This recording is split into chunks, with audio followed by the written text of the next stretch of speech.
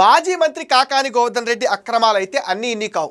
అధికార వండతో ధనార్జనే ధ్యేయంగా కృష్ణపట్నం పోర్టు దగ్గర ఏర్పాటు చేసిన అనధికార టోల్గేట్తో కోట్లకు కోట్లు గుట్టు చప్పుడు కాకుండా కొట్టేశారు. సొంతంగా లాజిస్టిక్ కంపెనీ ఏర్పాటు చేసి తద్వారా కోట్లు దండుకున్నారు. కేవలం 20 అడుగుల పొడవున కంటైనర్ల నుంచి వసూళ్లు చేసిన మొత్తమే 44 కోట్లు ఉంది. ఈ అక్రమాలతో నష్టపోయిన ట్రాన్స్పోర్టర్ ఫరీద్ ఈ నెల 6వ తేదీన ముత్తుకూరు పోలీస్ స్టేషన్లో ఫిర్యాదు చేశారు. ఈ నెల 7వ తేదీన కేసు నమోదు చేసి దర్యాప్తు చేస్తున్నారు.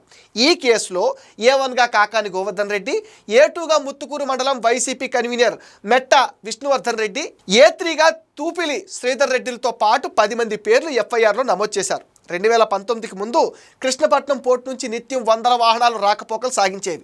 వీటి నిర్వహణ కోసం ట్రాన్స్పోర్టర్లు అప్పట్లో కృష్ణపట్నం లారీ వెల్ఫేర్ అసోసియేషన్ ఏర్పాటు చేసుకున్నారు. వైసీపీ అధికారంలోకి రాగానే కాకాని దోపిడీ అయితే మొదలైపోయింది. KPCT ట్రాన్స్పోర్టర్ అసోసియేషన్ పేరుతో 2022లో ఏప్రిల్లో ఎగుమతి దిగుమతిదారులకు రవాణా ఛార్జీలు పెంచారు. ఈ అక్రమాలపైన ఫిర్యాదు చేయాలని ప్రయత్నించిన వారిని వాళ్ళు బెదిరించారు.